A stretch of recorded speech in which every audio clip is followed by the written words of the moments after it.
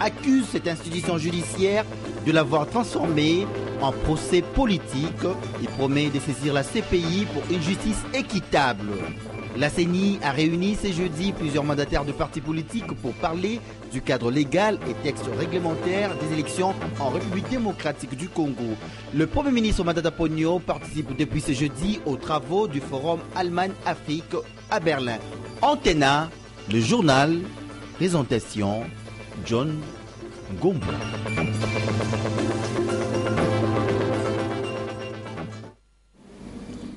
Madame, Monsieur, bonsoir. Le Premier ministre Matata Ponyo a participé ce jeudi aux travaux du Forum Allemagne-Afrique autour du thème l'Afrique, le continent des opportunités, construire ensemble le changement. Ces assises ont été ouvertes ce matin à Berlin, capitale de l'Allemagne fédérale, par le ministre de la Coopération et du Développement, Gerd Müller. C'est un commentaire de Sylvie Fortuné-Moula.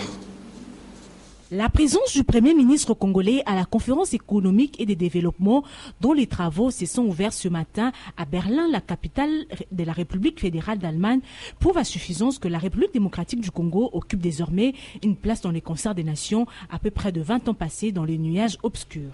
Dans son mot, le chef du gouvernement congolais a dévoilé le vrai visage de l'Afrique, surtout de la RDC, un pays post-conflit dont les performances réalisées lui attirent les convoitises, l'estime et la considération des pays développés et africains. La paix au Congo, en République démocratique du Congo, garantit la paix dans plusieurs pays qui sont dans la sous-région de l'Afrique centrale. Mais au-delà de la sécurité, il y a le domaine de l'environnement. Vous savez, la République d'Allemagne est très attachée au secteur de l'environnement. Il y a le domaine de la forêt, il y a le domaine des mines, il y a le domaine de l'agriculture. L'agriculture, l'Allemagne a une grande expérience dans l'agriculture. Et sous le leadership du président Kabila, la République démocratique du Congo est très engagée dans un vaste programme multisectoriel et dans lequel l'Allemagne pourra certainement nous apporter un partenariat gagnant-gagnant. Plusieurs dirigeants africains et allemands, des investisseurs ainsi que des ONGD prennent part à cette importante rencontre pour un dialogue sur la politique germanique de l'Afrique. Matata Ponyo a appelé la communauté allemande à venir investir en Afrique dans le respect de règles larges, c'est-à-dire au profit des deux parties, l'Allemagne et l'Afrique. À partir de la capitale de l'Allemagne d'où il séjourne, le Premier ministre a répondu aux questions de Radio France Internationale sur les sujets d'actualité, notamment la révision constitutionnelle, la formation du gouvernement de cohésion nationale et les bilans de son gouvernement. Commentaire de Sylvie Fortuné-Moula. Depuis Berlin, où il séjourne pour prendre part à la conférence économique et des développements du 11 au 12 septembre 2014, le Premier ministre de la RDC, Matata Ponyo, a répondu aux questions de confrères de la Radio France Internationale sur la formation du gouvernement de cohésion nationale. Matata Ponyo a notamment rappelé le pouvoir discrétionnaire dont dispose le président Kabila en la matière. Je pense que la formation du gouvernement de cohésion nationale relève de l'initiative du président de la République, Joseph Kabila Kabange. C'est une question qui le tient à cœur parce que ça fait partie des recommandations des concertations nationales. Donc je crois que nous devons être patients, d'autant plus que la formation du gouvernement national est un exercice délicat, complexe, mais qui doit garantir l'efficacité de l'exécution de son programme. Si les choix est porté sur moi et je suis à la disposition du chef de l'État. Le Premier ministre a aussi évoqué des performances économiques réalisées par son gouvernement sous le leadership du chef de l'État. Nous avons un taux de croissance économique qui plafonne aujourd'hui à près de 9% par an. En 2014, ici, nous projetons un taux d'inflation de 1,2%, parmi les plus bas du continent. Les salaires sont payés régulièrement, les écoles sont construites, plus de 500 écoles construites en moins de 12 mois. L'économie congolaise est une économie en forte progression. Que pense alors Matata Ponyo de la révision constitutionnelle et d'un éventuel troisième mandat pour Joseph Kabila à la tête du pays? Moi, je crois que le président Kabila a un bilan du point de vue économique et social largement positif. Un président de la République qui a travaillé pour la réhabilitation routière, la construction des écoles, la construction des hôpitaux, Bon, le moment venu, il donnera la réponse qu'il faut à cette question. Pour Augustin Matata, la RDC est sur la bonne voie. Le collectif des avocats de la défense de Jean-Bertrand Ewanga, secrétaire général de l'UNC, a présenté ce jeudi devant la Cour suprême de justice plusieurs exceptions d'inconstitutionnalité de cette Cour incompétente de siéger comme Cour des cassations. Selon eux, au lieu de les soumettre à la Cour constitutionnelle pour être examiné, la Cour suprême de justice a préféré balayer en bloc toutes ces exceptions.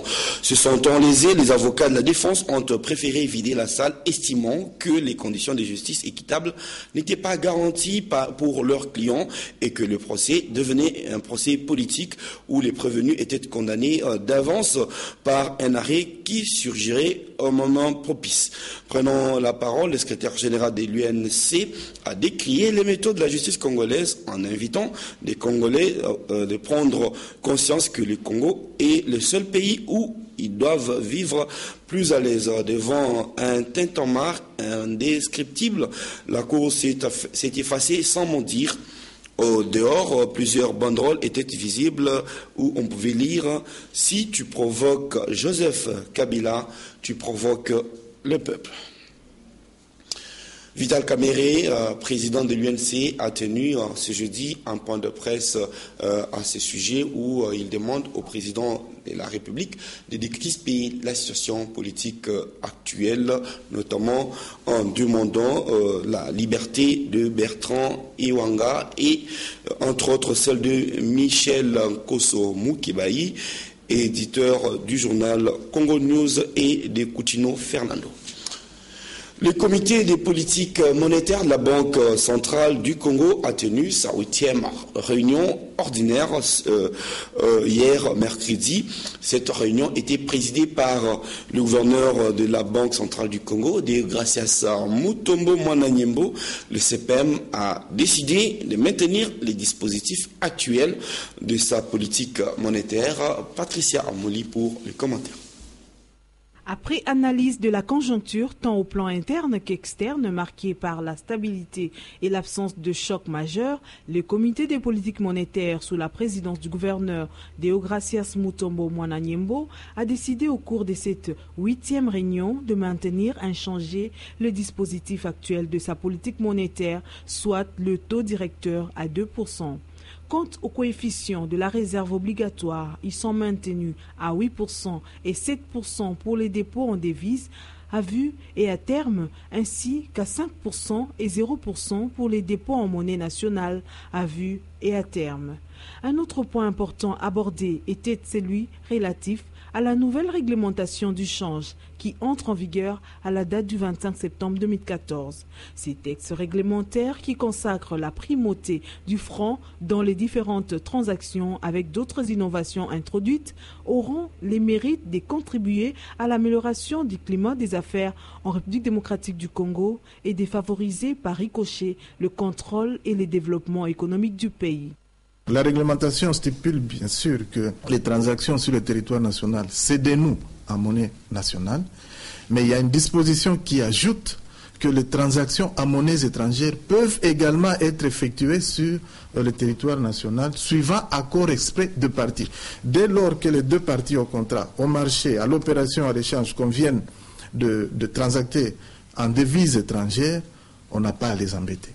Si nous avons tenu à maintenir cette circulation concomitante des devises et du franc congolais, c'est tout simplement parce que notre économie a encore une masse monétaire qui est dominée par les monnaies étrangères à plus de 60% aujourd'hui. Le public doit savoir qu'il est interdit de franchir les frontières nationales avec des monnaies étrangères en billets pour un montant égal ou supérieur à $10,000. Il est strictement interdit de voyager à l'étranger avec plus ou égal à $10,000 en billets. Et les contrevenants s'exposent à une pénalité de 50% du montant saisi, en sus de poursuites judiciaires en cas de gravité de l'inflation. L'occasion était aussi donnée au gouverneur de la Banque centrale du Congo de procéder à la présentation du rapport sur la politique monétaire au premier semestre 2014, déjà publié et disponible. Bientôt, positionnés dans les différents points de vente du pays. À jour J-1 pour les passages de la RDC au droit au ADA, les sous-guichets dans les différentes cours d'appel de Kinshasa sont restés fermés dans la matinée au grand dam des retardataires mandataires venus régulariser la situation de leurs entreprises.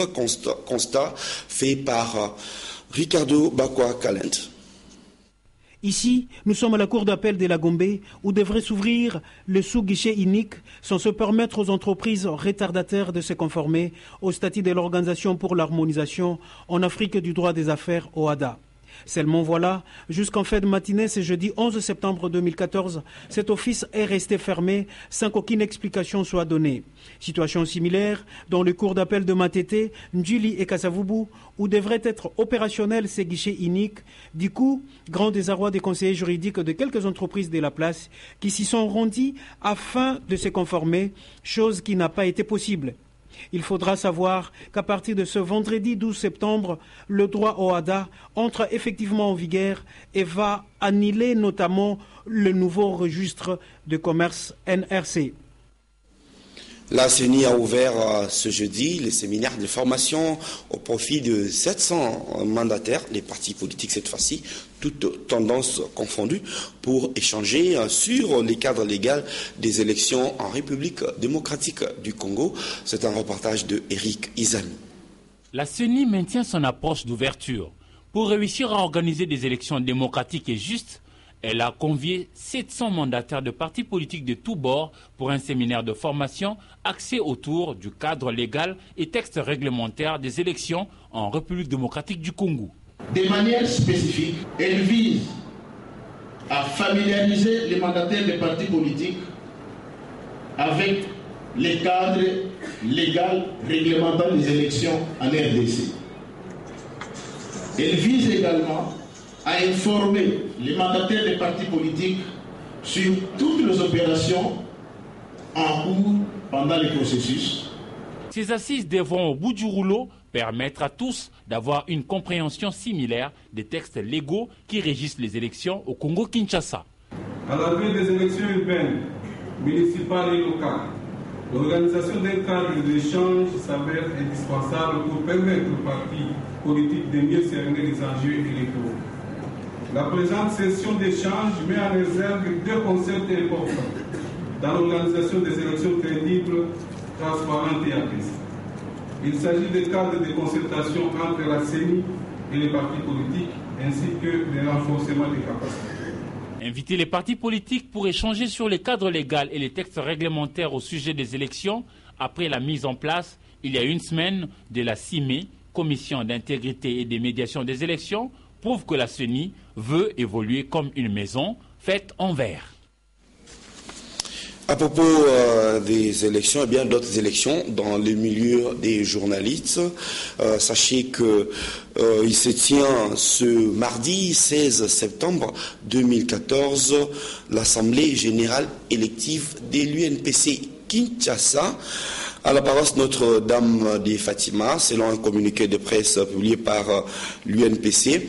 Pour la ville de Kinshasa, l'Assemblée générale élective sera précédée de la séance de restitution du 8e congrès, et c'est là à la paroisse Notre-Dame de Fatima, sous la supervision du président Kasonga Chilunde, assisté du secrétaire général Benoît Kambere Lusumba, ainsi les chevaliers de la plume et du micro de la capitale ayant leur carte professionnelle en cours de validité, donc 2014-2015, et désireux de se porter candidat à l'un ou l'autre poste du comité urbain de l'UNPC Kinshasa, ainsi que sa commission de discipline et d'éthique professionnelle et son collège de commissaires aux comptes sont priés de déposer leur carte en bonne et due forme au secrétariat, leur candidature, je voulais dire, en bonne et due forme au secrétariat général de l'Union de la presse, 6 avenue de la presse, au 2e étage de l'immeuble Moanda, appartement 21, au plus tard le lundi 15 septembre 2014 à 16h. C'est signé Benoît Kambere Lusumba, secrétaire général. Évidemment, avec un rappel, tous les journalistes de Kinshasa ayant leur carte professionnelle en cours de validité 2014-2015 ont le droit de voter. Les postes vacants pour les comités urbains sont les suivants: président, vice-président, secrétaire, secrétaire adjoint, trésorier et trésorier adjoint. Voilà. Le député national Moïse Ekanga vient de séjourner à Lomela, son fief électoral, dans le Kasaï oriental. Il a parcouru plus de 700 km par moto à la rencontre de ses électeurs. L'élu de Lomela a été dans tous les villages du territoire. Cette tournée lui a donc permis de faire une autopsie des conditions de vie des populations dans ces coins de la RDC. Suivez ces commentaires de Nadia Koulenfouka. Voici le député par moto, un véritable marathon, le parcours du combattant. La tâche n'est pas facile. Il a bravé tous les dangers qu'offrent les routes de Lomela. Le voilà encore dans une petite pirogue, pied, essoufflé et pas fatigué. Moïse Ekanga a traversé ses ponts des fortunes. Oui, l'homme va à la rencontre de ses électeurs. Même la nuit, pas de repos. Et le matin, tout le monde se soumet à la tradition. Autour du feu, histoire de lutter contre le froid de la saison sèche. Un long périple certes, un peu de fatigue, on somnole un peu, mais il faut à tout prix atteindre l'objectif. Tous les villages de Lomela l'ont vu. Partout, il a été accueilli, tel le Fils de l'homme, à son entrée à Jérusalem.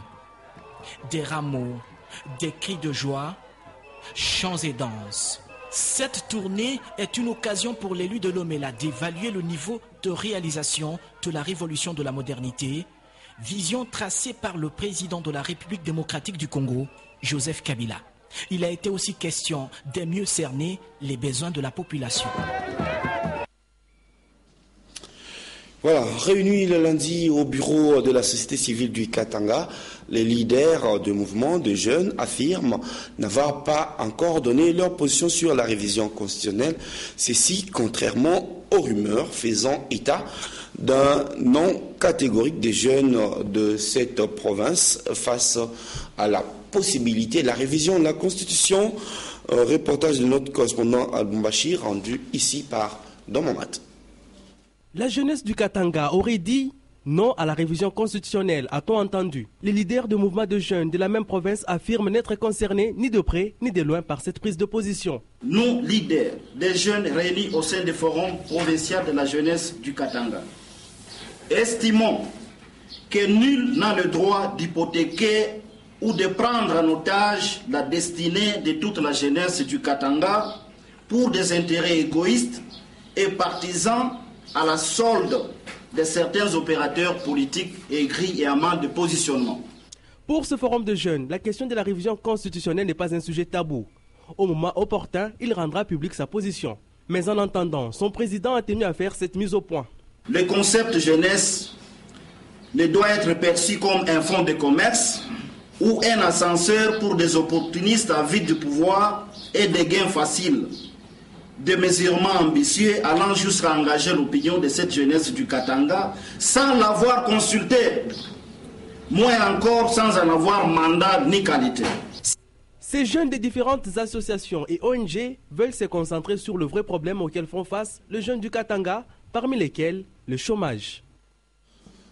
Nous allons du Katanga partir au sud Kivu. Les dépouilles mortelles de 3 religieuses catholiques tuées la semaine dernière à Kamenge au Burundi ont été inhumées. C'est jeudi à Pandi, à Bukavu, dans la commune d'Ibanda. Peu avant, une messe des requiem a été dite dans la cathédrale Notre-Dame de la Paix de Bukavu. Mitima de la Chance est notre correspondant à Bukavu. Dans la cathédrale Notre-Dame de la Paix de Bukavu, plusieurs personnalités ont participé à cette messe de requiem en mémoire de ces 3 religieuses catholiques dont les corps sont arrivés à Bukavu ce jeudi matin. Les chrétiens et chrétiennes catholiques venus du Burundi, d'Uvira, de Luvungi, de Kamanyola, de Bukavu, de l'Italie et d'autres coins du monde sont venus dire adieu et rendre hommage à ces religieuses qui ont consacré leur vie et qui ont été enterrées à Bukavu pour toujours, à Panzi, dans la concession des Xavériens Guido Maria, en commune du Banda. Les plus inconsolables, c'étaient notamment d'autres sœurs religieuses qui ont connu les 3 victimes. Plusieurs délégations présentes ont condamné cette barbarie et ont exigé que l'État burundais puisse se retrouver et punir tous les coupables dans ces dossiers le plus rapidement possible. Notez que les sœurs Bernadette, Lucia et Olga avaient respectivement 75 ans, 79 ans et 83 ans. Elles ont été violées au Burundi avant d'être tuées par leur bourreau le week-end dernier. Elles seront enterrées à Bukavu pour leur attachement à la République démocratique du Congo où elles ont passé plus de 30 ans, surtout dans les diocèses d'Uvira. Bukavu, Mitima de la Chance, Antenne A. À l'Équateur, les localités de Lokolia et Bwende dans cette province ont été dotées d'un laboratoire mobile pendant que le ministre de la Santé se félicite du fait que l'OMS a autorisé l'utilisation du sérum humain pour remédier à Ebola.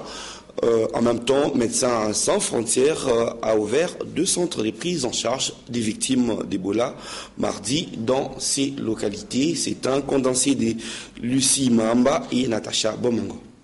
Dans le cadre de la réponse à l'épidémie d'Ebola qui sévit actuellement dans la zone de santé de Bwende, Médecins sans frontières a ouvert 2 centres de prise en charge. Le principal centre peut accueillir 40 patients à Lokolia, l'épicentre de l'épidémie, et le second est à Bwende et a une capacité de 10 lits. Les principaux défis sur le terrain restent les contraintes logistiques et la sensibilisation. MSF dispose maintenant de près de 40 personnes sur place réparties entre Bwende et Lokolia et a déjà envoyé 41 tonnes de matériel. MSF est en intervention, je dirais, depuis une semaine.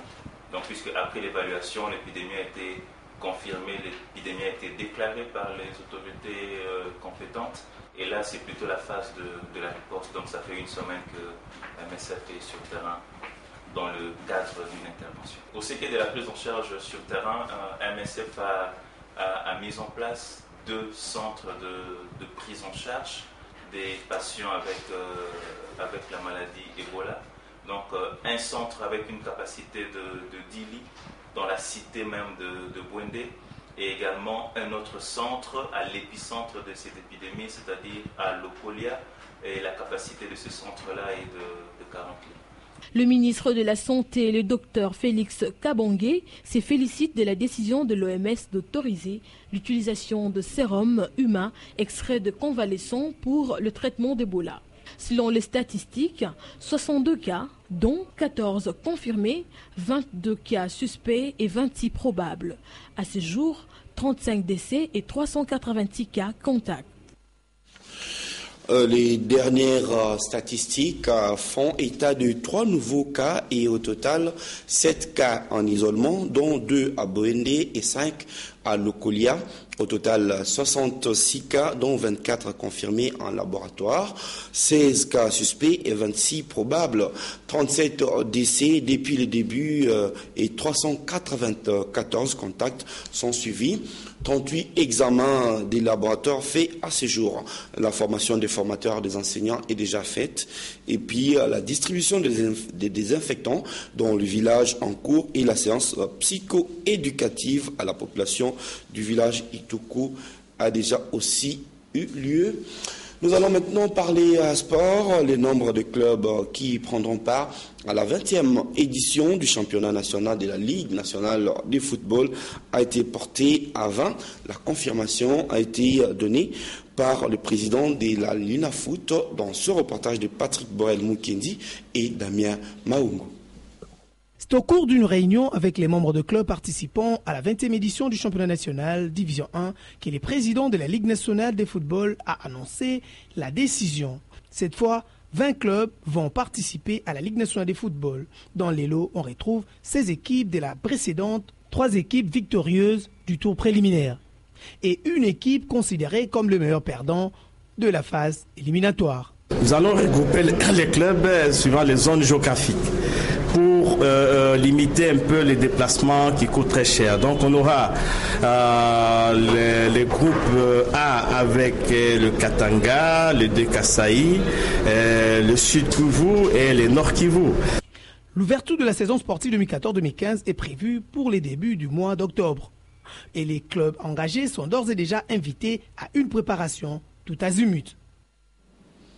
À présent, nous allons lire la presse parue ce jeudi à Kinshasa dans une sélection et commentaire de Patricia Molengo Molekuni, revue de presse. Bienvenue à cette revue de presse. Feuilleton Start Time, la présidence tranche titre Forum d'Alsace. En effet, si ce n'est pas une lettre coupe-près, voire coupe-gorge, ça y ressemble fortement, note le journal. Dans ce qui est convenu d'appeler Feuilleton Start Time, l'intervention de Maître Béassikou, directeur de cabinet du chef de l'État, paraît avoir valeur d'épilogue.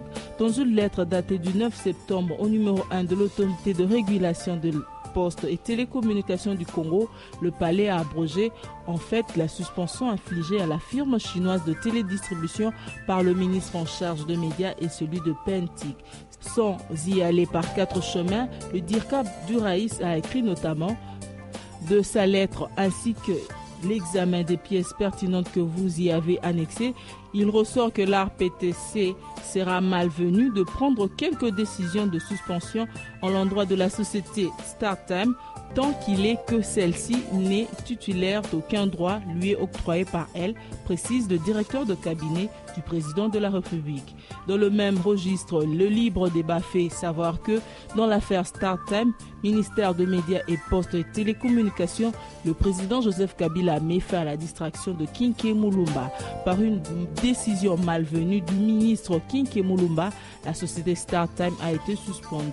Saisi, le président de la République, qui est respectueux de loi et engagements pris, a par son directeur de cabinet réhabilité StarTime dans ce droit. Pour ce qui est de la révision constitutionnelle, cette proposition a été rejetée à Kisangani lors d'une conférence débat organisée mardi dernier par le PPRD, note la référence plus. Pour ou contre la révision constitutionnelle en RDC, tel est le thème de la dite conférence animée par l'honorable Gaston Moussemena, élu du PPRD en province orientale. Ces derniers avaient pour co-débatteur le professeur Luison Moussao, vice-doyen de la faculté des sciences administratives et politiques de l'université de Kisangani. Dans sa conclusion, l'honorable Gaston a indiqué que pour le PPRD, il s'agit d'un débat franc sur la révision de la Constitution. Avec les consultations, nous verrons ce que veut réellement le peuple. Vos réactions vont nous aider à retenir ce que le peuple veut, à relativer l'élu de Ubundu en réaction de la dynamique, en réaction de la dynamique de la salle qui n'appréciait pas cette démarche du parti présidentiel par les applaudissements à la réaction du prof Louison. Selon lui, il ne s'agit encore que des intentions d'un groupe de personnes qui seront soumises à l'appréciation après les consultations. Même son de cloche au Katanga où de voix s'élèvent contre la révision constitutionnelle sur nom d'une plateforme dénommée Concertation nationale pour la bonne gouvernance que le leader des organisations de la société civile dont le plus en vue au Katanga ont pris position contre toute tentative de la révision de la Constitution. C'était hier au cours d'un point de presse organisé à Kinshasa, Gombe. À cause d'un partenariat douteux, Kinshasa, sous la menace de représailles de province, informe le palmarès. Fatigué de participer de rencontres improductives, le gouverneur de province pense désormais à la possibilité de bloquer aussi le gouvernement central. Ces provinces envisagent aussi de priver Kinshasa de ressources par une démobilisation dans la maximisation de recettes publiques. Terminons avec Congo Presse qui rapporte que les Léopards ont désinfecté la Sierra Leone par un score de 2-0. Les Léopards de la République démocratique du Congo ont réussi à se relancer dans la course pour la qualification de la CAN 2015 face à la Sierra Leone après leur défaite face au Cameroun. C'est tout pour ce soir. Bonsoir. À 21h07, vous suivrez l'émission musicale BCBG News. À 22h09, le théâtre Kadiombo. Demain, 7h30, 10h et 12h, Natacha Bomongo vous présentera les bulletins de nouvelles. À 16h, Magali Sissi vous donnera le journal en Lingala. Et à 19h, je vais terminer ma série de présentations demain. Bonne soirée en compagnie de nos programmes.